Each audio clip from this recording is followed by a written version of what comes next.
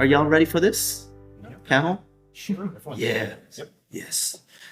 So, we got a question right up in the front. Can we please get a microphone to the gentleman in the red in the first row? And because he's in the first row, that makes him a champion. I'm thinking house which has got downlights which are all high halogens. One was not working, so we got it replaced. Found 50 watts. The replacement was 5 watts the other day.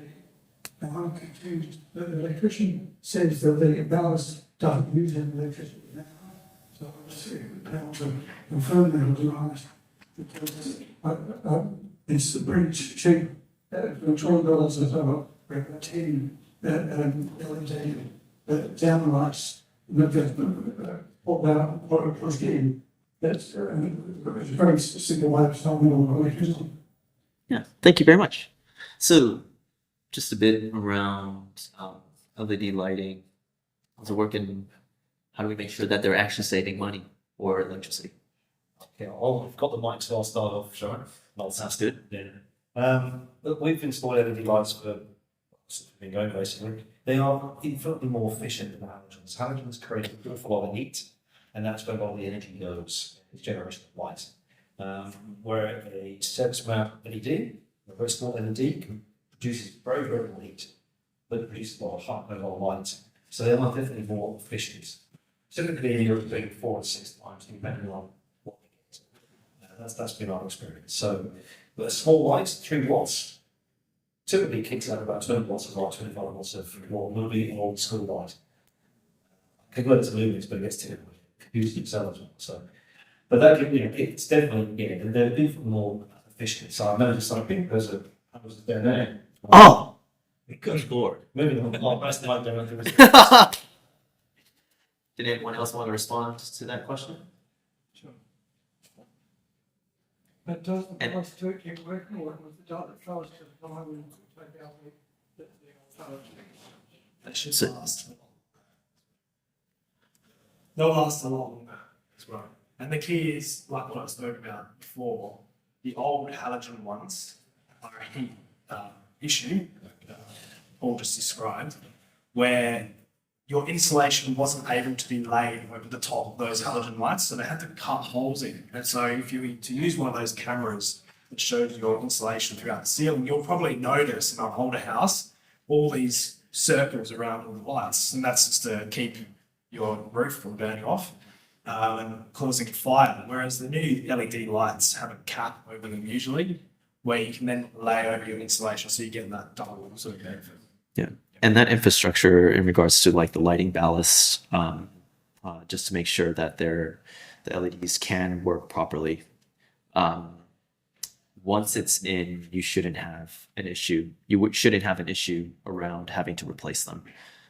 But it is a fact that if you are going from like halogen and incandescent, you might actually have to put a little bit of a lighting ballast for LEDs to work. So you should, once they're in, it should last you a long time. Some other questions from the field?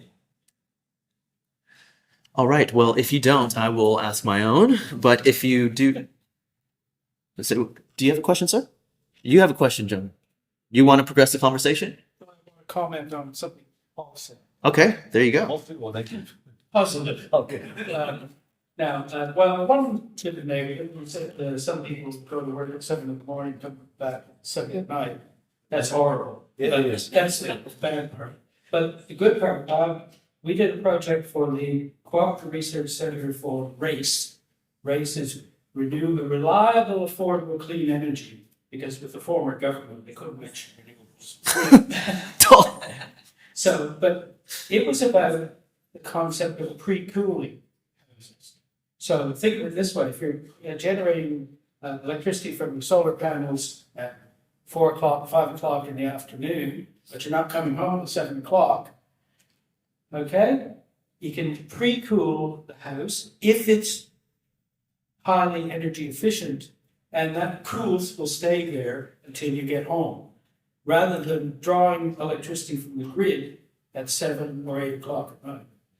And I was just going to wanted to bring you in as well, Jenny, just on to expand on that fact because in the morning session we had Luke talking about making sure that you are able to, and you also touched on it, just being smarter with your devices and actually that programming of it. So could you expand on that a little bit more on what John was kind of saying? It's like use electricity while you're either producing it or cheap.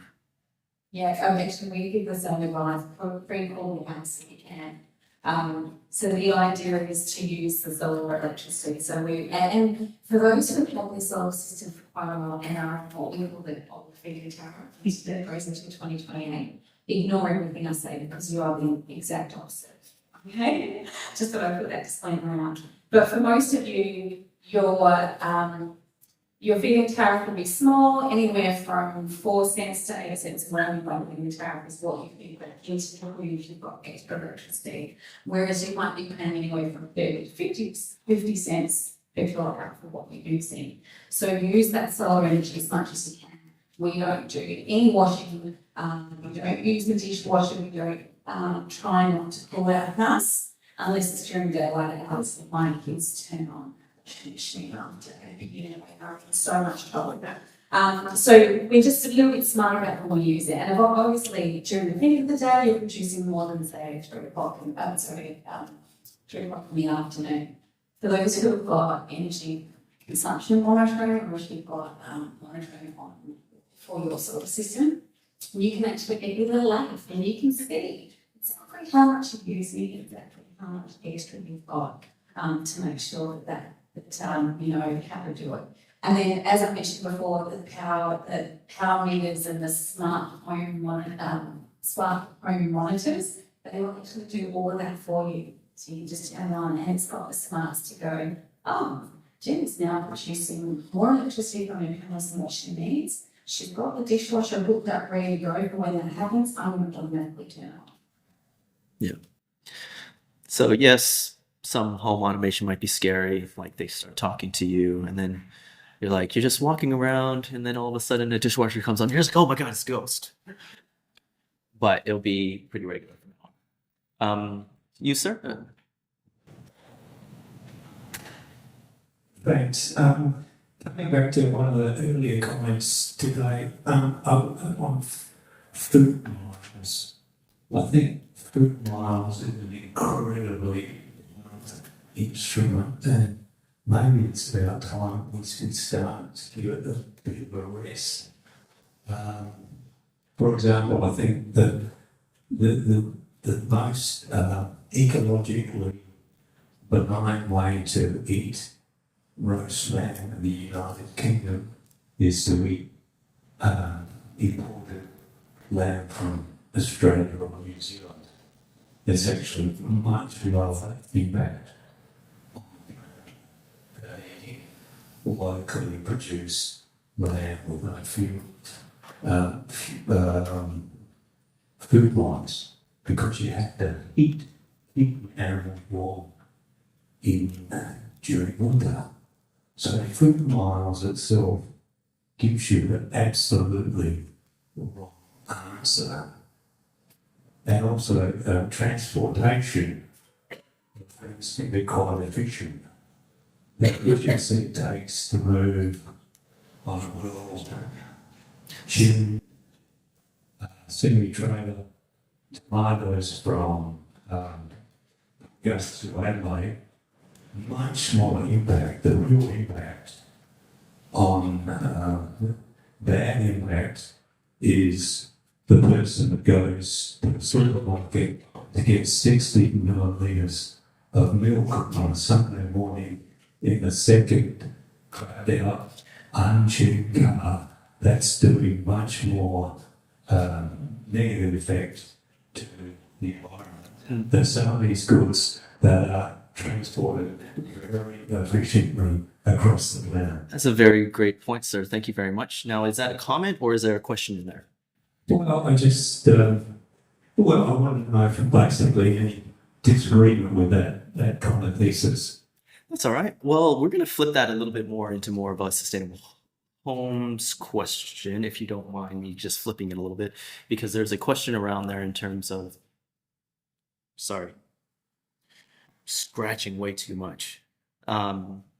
There's a question in there around local availability. So that question was probably from even my own morning presentation around supporting local business, supporting like local manufacturing jobs. But then there's a question in there that also goes into embodied carbon, right? And what is actually the more sustainable materials that we can actually use for our homes? Can people on the panel maybe have some thoughts around, materials from far away, from here? What are the trade-offs in terms of efficiency, effectiveness, so on and so forth? So I get to go first. Yay. Can I just, so, and this is just in very general terms, I don't work in the building industry, I wouldn't be able to give advice on that, but my daughters and I have a saying that every dollar you spend is an indication of the world that you want. And we remember that every time we go and spend money. Now, I'm not perfect. I bought some new shoes the other day, yeah, but. Are you wearing them today? Because they look great. Yeah. They're green boots, they're beautiful, they're on special as well. But you just gotta ask the question. And so when we go grocery shopping and the girls go, oh, look at those oranges, they look great. And they're mine. And these girls are tweens and teens. And then they go, oh, no, they're from America, we're not wearing these ones. So even just being able to buy local, great markets, look at where your money is going and spend it.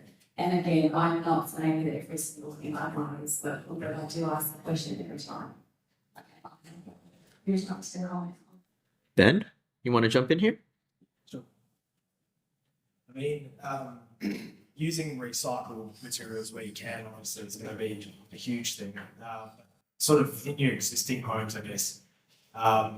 You knock down a brick wall, can you reuse those bricks in another area of your home, as an example? Like, what can you use in your house? And that's sort of what I was talking about, inspecting sort of your home and what you actually have. Do you repair or do you replace? If you can repair, that's good. If you have to replace, then that's sort of the next question, where do you go and buy those materials? I agree with you. We're all humans and we all prefer to buy things that we like. And that's what matters at the end of the day, is about sort of living the life that you want to live. But just being a bit more conscious about where we sort of purchase those items. And the gentleman talking about sort of food models and things like that is very interesting. And I don't have any sort of specific comments on that. Yeah. Just going back once again, it sounded like the whole actually. That idea of retrofit for build a new.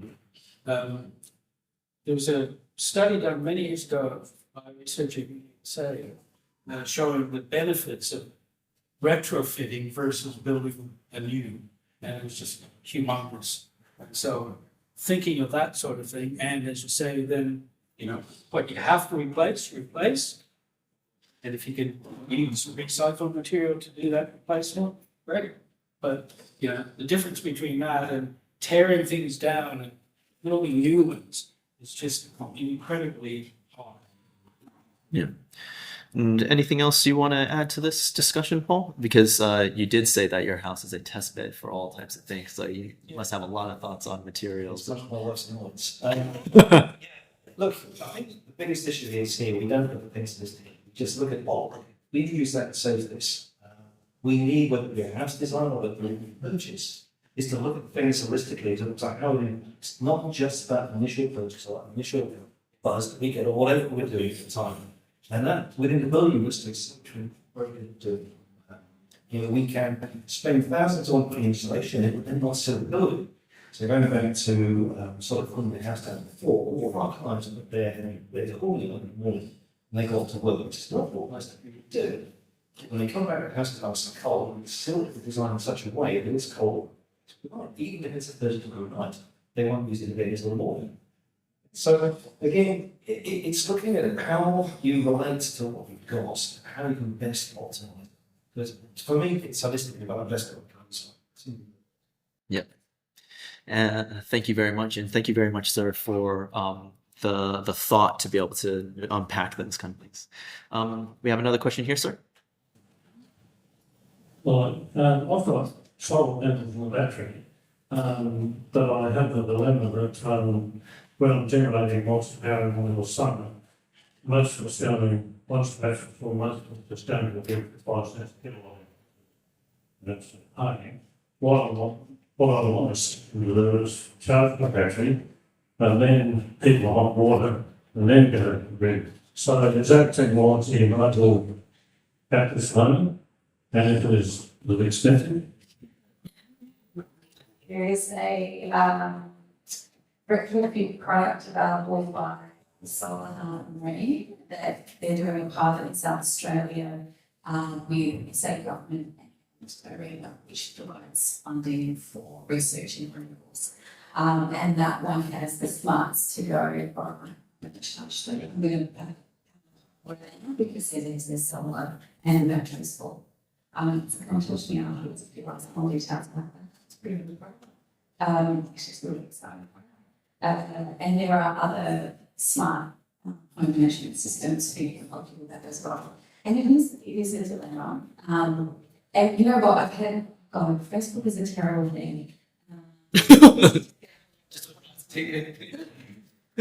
Terrible thing. But we use it because we put advertisements on there, but then you get a whole lot of people, it's been very frustrating. I saw one this morning saying, oh, well, you know, what did he say? The trolls who reply to your posts, and he said, oh, it's not worth doing because I generate too much and they don't pay me back for it. It's like, yeah, okay. And he said, solar's not worth it. Solar's not worth it because I generate more in some of them and they don't pay me back anything for it. It's feeding down. So that does suck. But if you think about the advantages you're getting from solar 90% of the time, that's not feeding tariff in the peak of summer when you're generating more because it's such a beautiful day outside. Does not mean the solar's not worth it. It's finding ways that you can actually use that energy. And while it's higher now, trust me, within 10 years, 90% of people on this road about an EV and guess how you can power the day with the solar panels. So I think things are shifting. Any other panelists to add to that? All good. The other thing, because we did talk about cost, is home management systems. Like the technology, as Paul pointed out, is all going like wireless and Bluetooth, which actually greatly reduces the cost of installation and also retrofitting.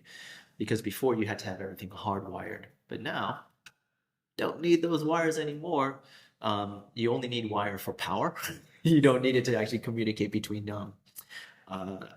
electronic devices. So I would say get the quote, see where you're at. When I got a home management system quoted for me, it was $3.5K, but then that was only to do lights and air conditioning, so I can program that around my house.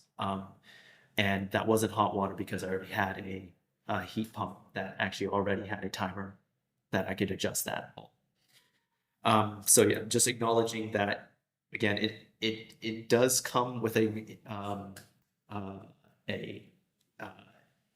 like the technology and installation cost. However, if you think 3 to 5K is worth it, then that's probably something that you should keep in your head, and the costs will come down. Yeah, we're seeing the price, and then it may not be your entire house on every single function. We're seeing products a lot cheaper. Yeah, and you do your water, maybe air conditioner. Yeah, and this was a supply and install quote, not a just tech. Supply and install by a certified smart. Okay, so we're coming down to the end of our yard together. Oh, thank you so much, because I was actually going to restrict this question only to our female audience because we had 3 straight with men. So thank you so much for stepping up to the plate, ma'am. The mic is yours. Thank you. Actually, it's just a question for Jenny that you could clarify. You mentioned that if you've got that, those early tariffs worth 50 cents or more, that I have very years. But is it, you said, don't do too much about the solar, but I'm running a very small system. would that still stand if you were hanging on to your tariff? Or is it better to increase it? Because we're going to be using it for, especially when we want to energy. Yes, so yeah, I know. So some people have a feeding tariff that goes into 2028, and if memory serves me right, because if you've got your system installed for September 2016, I think, around about then, it's no use having a high feeding tariff if you're not feeding with me. So a lot of those solar panels are solar systems that are 1.5 kilowatts, 2 kilowatts, and so 1 kilowatt. So have a look at your electricity bill. And when you look at your electricity bill, see how much you're using, and we talk about kilowatt hours. Okay, so you might say this, you look at bill for say you're using on average 15 kilowatt hours a day, 24 hours a day. And then it will tell you what you've fed in. So, and it might say you have fed in over, what are you fed in? 100 kilowatt hours, or 1,000 kilowatt hours, then 5 kilowatt hours. What we find with small systems is that the system is so small, we're using all of the electricity that's been generated by that solar system, plus extra, you're really not feeding much in at all. If you're not feeding much in, that 50-cent feeding tariff is. So you're better off just getting the 50% feeding tariff, buying the solar panels so that when you're using electricity that's costing you 35, 40, 50 cents a kilowatt hour, you're covering up with the solar panels. And do you recharge and put a the rapid hot side much in the or what is it on top of?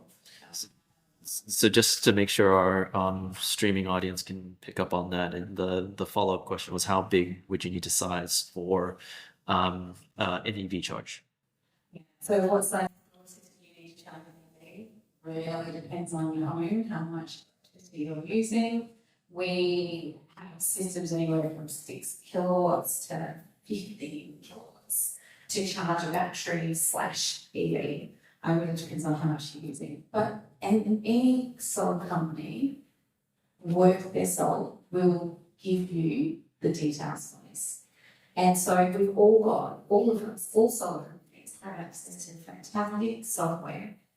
Put all your electricity bills in, we put the details of your home, we whack the panels on the roof, we can see how shaded it is, we can see how much you generate on average every month. We can work all of that out. We will ask you questions about do you use your electricity during the day or night? Is it different on weekends to weekdays? We can do all of that, and then we can give you some details and say, okay, here's option 1, 2, and 3. This will allow for an EV, this one won't, this is if you want a battery, this is if your kids are moving out of home, this is if your kids are becoming teenagers and forget to turn their lights on. Okay. Any solar company worth their salt will do that for you. If they're not, go find someone else.